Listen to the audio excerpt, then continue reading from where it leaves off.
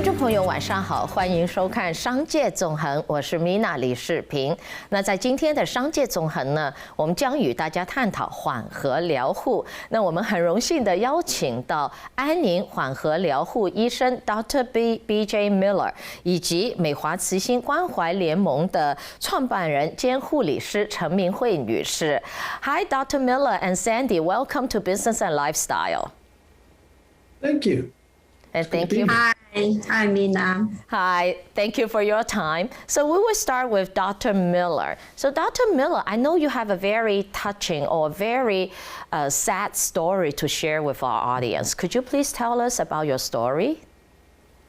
Happily. Yeah, well, happily now that it's 30 years ago. But when I was 19 years old, when I was a sophomore in college, some friends of mine and I decided to climb a parked train, just sitting there. It was nothing, wasn't a moving train or anything. We didn't think we were doing anything that silly, but I happened to be the first one to climb on top of the train.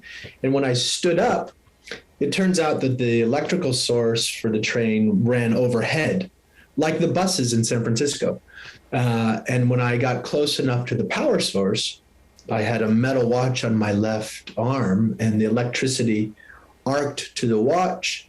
And 11,000 volts later, and a big explosion later, came very close to dying, and in the end, lost both legs below the knee and my left arm below the elbow. But that introduced me to medicine, and introduced me to death. It introduced me to many, many important things in my life, and that was 32 years ago now. Well, so, your story maybe also telling the young people, don't try to climb up a train because you could potentially get electrocuted. So what happened to you, then end up you lost your limbs? Yes, so the burns were severe enough, and electricity is a fascinating thing. It actually enters your body and tries to get out, and oftentimes grounds down, which happened in my case. And when your leg gets narrower and narrower, it slows the current and it starts to burn. So because of burns, I had to have both legs amputated.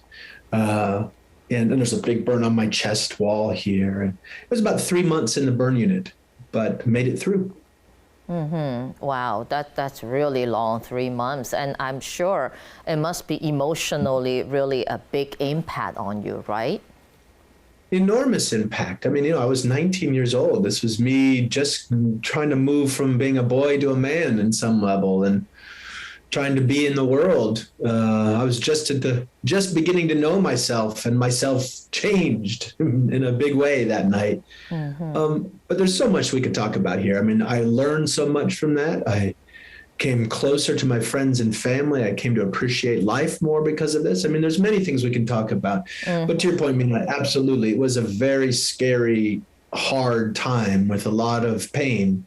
And I got a lot of help. I got really good care, and it tuned me into medicine. That's why I went on to become a doctor myself. Wow, that's really inspiring. So right now we're gonna move to Sandy. Sandy, 我想请您帮忙翻译一下刚刚 Dr. Miller 讲了什么。我想这就是为什么美华慈心关怀联盟非常的高兴能够 Dr. Miller 能够愿意参加我们的活动，然后愿意接受我们 KTSF 这第一次的访问啊。那因为他的故事，他在19岁大2的时候，因为一次意外，然后跑到这个火车上面，虽然是停着的火车，可是他被电击，所以他的膝盖以下2个脚跟2个腿跟他的左手都残废了。所以因为这个关系影响他现在目前的一生20多年来影响得很大。那因为他的故事教了我们很多，至少教了我非常多的东西，包括了这个生死的议题，还有他在他的生命中他的事业的改变变成去从医，然后他的各种故事是非常的感动。我相信待会Dr. Miller 会讲更多的。好，谢谢 Sandy. So let's move back to Dr. Miller. So Dr. Miller, when you woke up, I assume you kind of knocked unconscious, and when you woke up, you find out you lost your limbs. And how did you feel? I mean, it's really hard to imagine. Like you were only 19, and that's gonna be, you have to face that reality for the rest of your life. That's absolutely true. At the time, there's a lot of pain and confusion, and you don't know what to expect from your life. And, it's interesting, especially in California, we love to talk about being in the moment, being present with the moment. And in this way, by force, I was very much in the moment for months and years. I was just enough just to get through the day, just to get through the next hour. And so my life got very small in a way. And, you had to kind of relearn everything. You had to relearn getting to the bathroom, relearn going how to, eating. All of life, I was, in a way, I was like a newborn. And I was a newborn who now understood that we die. And that was a very visceral lesson that I now understood very deeply. And at first I was very disorienting and scary, but it also taught me many things. All that pain taught me many things. Life not being exactly like I wanted it to be, that taught me many things. Being with others and being in the care of others, receiving care, was a very big lesson, a humbling lesson. All of these lessons I hope we all learn before we die. They were kind of concentrated for me at that stage at age 19. But in answer to your question, Mina, yes, it was very touch and go. Each day it was just enough to get through the day. And I didn't really know who I was for a while. I had to kind of recreate myself in a way, which in some ways turned into an opportunity as well. Yeah, it's really hard to imagine that. I mean, that's especially for somebody who's only 19 years old and so close to death. I mean, that's the part that's really not many people have that experience, and it's hard to imagine. So right now, we would like to have Sandy. 麻烦 Sandy 来帮我们翻译一下。所以BJ 他因为这个19岁的意外，让他等于是重新又活了一次。他需要所有东西都需要重新学习。从他失去了这个双脚跟手之后，他要学习，甚至要学习怎么样去吃饭，怎么样去学习各种不同的去厕所，他也要重新学习。那在这中间呢，他学到最多，他说他因为非常的混乱，他思维非常混乱，不知道怎么回事，而且非常的痛。他在烧伤病房就已经住了3个多月，所以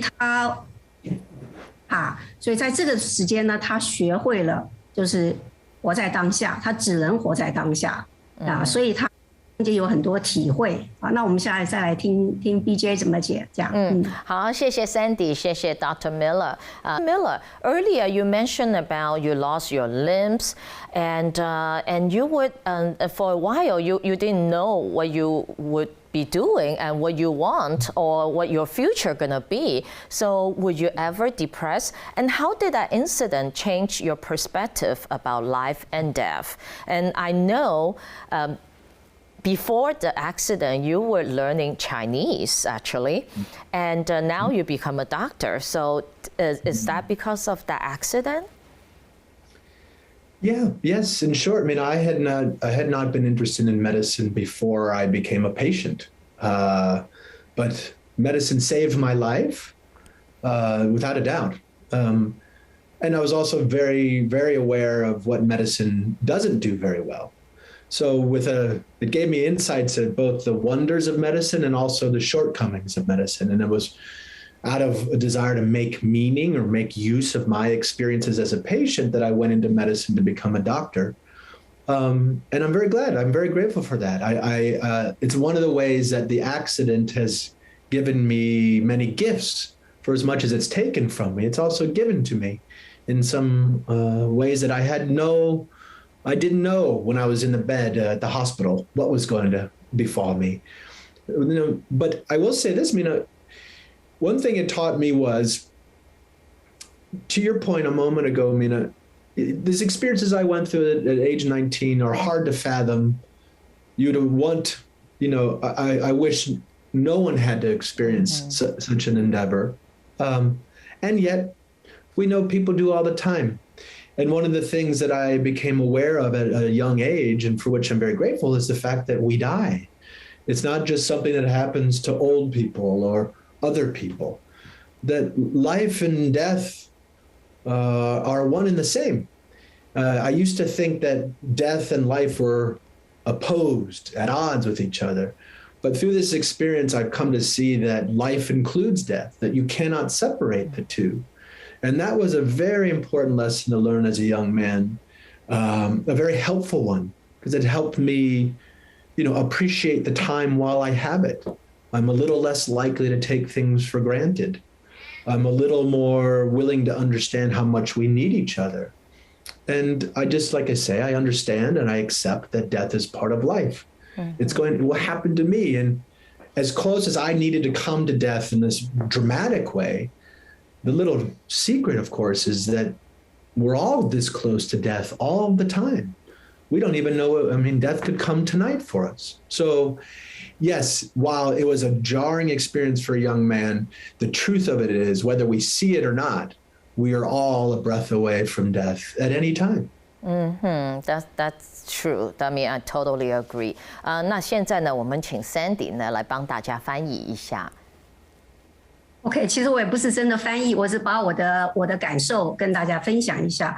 我想Dr. Miller 他这个最重要，在他19岁有了这个意外之后，他第一个就是说，他从一个健康的孩子变成一个病人。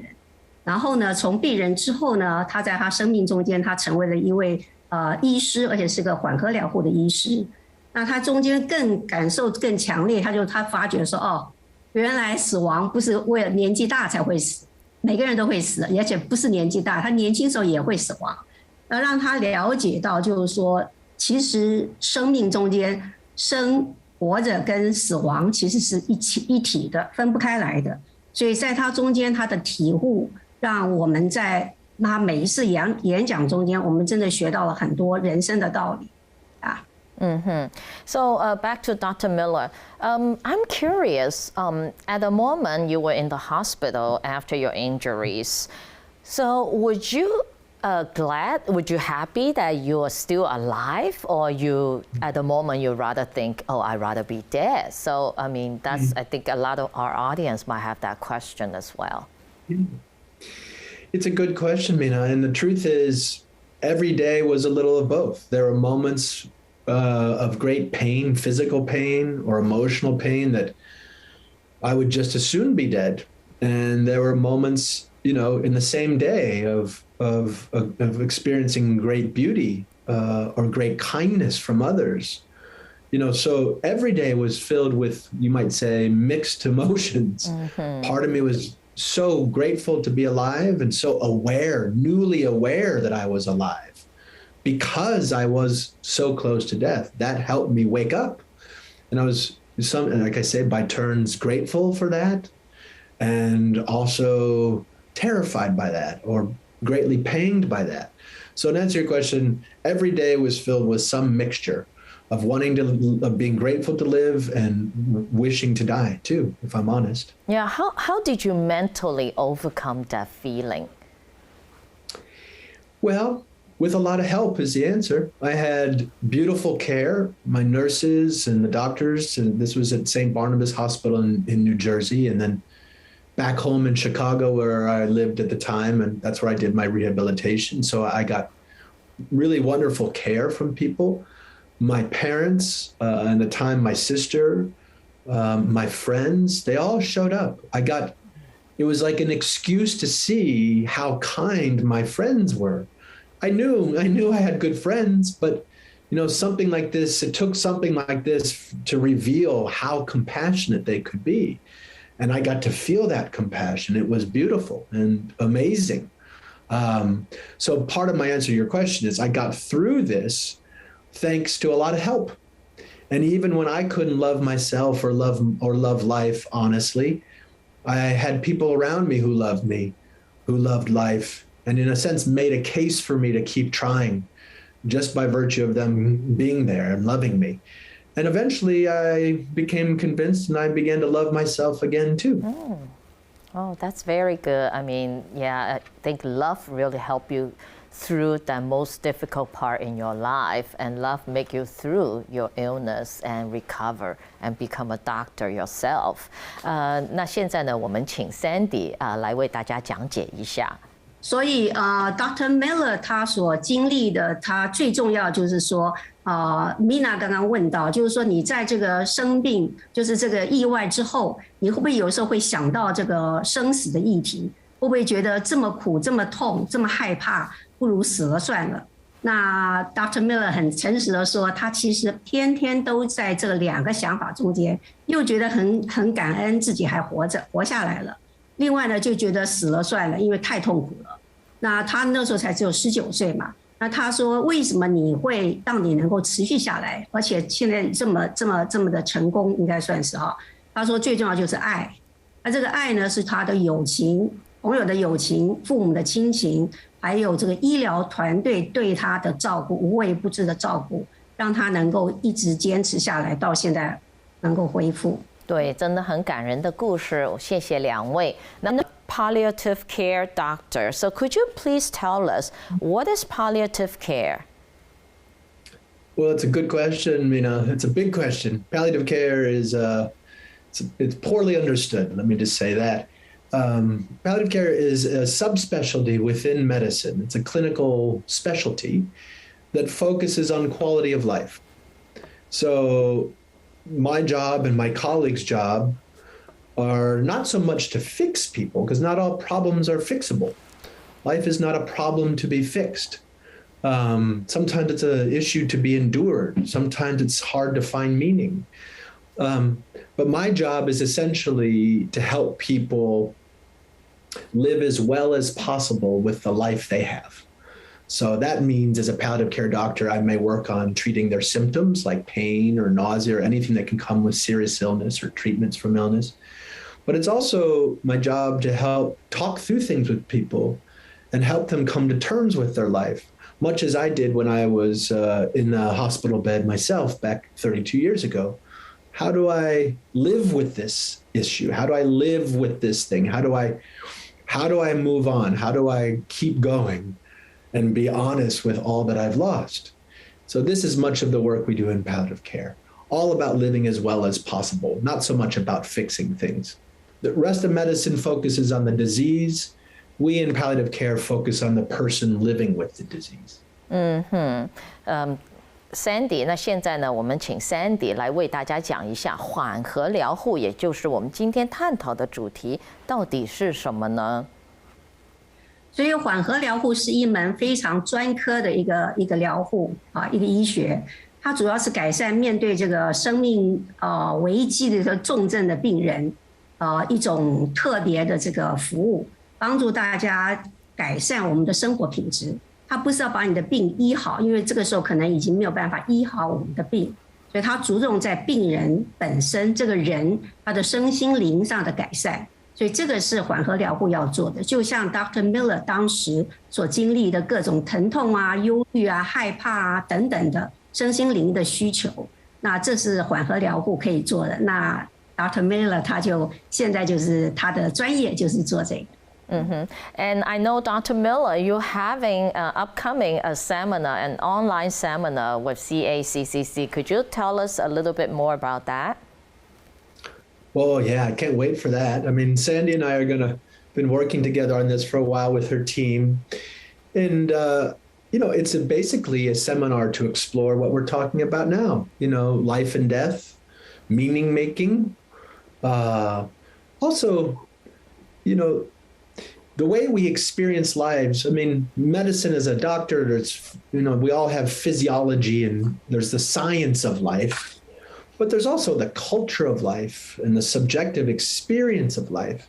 And one of the things I'm so interested in is to learn from the Chinese culture, which has been at this living and dying much longer than we in the West. And there's so much to learn from each other, how we make sense of life. How do we work with the things that we can't change? How do we work with things like death? So our seminar together is to open this big question up and explore it together. 那 Sandy 了，麻烦你讲一下，因为我知道美华慈心关怀联盟呢和 Dr. Miller 即将呢会举办一场讲座，哈，是网上的讲座，麻烦您介绍一下。好的，这网上的这个是为了庆祝我们17周年的纪念。那么Miller 医师呢，他同意来讲解。那然后他要讲的呢，最重要就是说一种生死的一个对话。然后最重要，它的题目就是当我们走到面对生命的尽头的时候，什么对我是最重要的？常常大家都健康嘛，没有机会去想到。但是 Dr. Miller 说，我们应该在活得健康的时候就要去思考这个问题，所以不要有生命中有一些遗憾。对，也是真的。有时候就像我们刚刚谈到的，其实生死呢，很多人呢就认为这是老人家的事情。但是 Dr. Miller 他自己呢经历过他的生死的关头呢，他才明白到，其实生死呢不光是老人家需要关心、需要注意的。什么人都需要注意，因为每个人都不知道自己能活到什么时候。那 Sandy， 我想请问一下，麻烦你讲一下，你们这个讲座是什么时候呢？好的，它是8月20号，是一个礼拜六，时间是下午的加州时间下午4点到5点半，90分钟。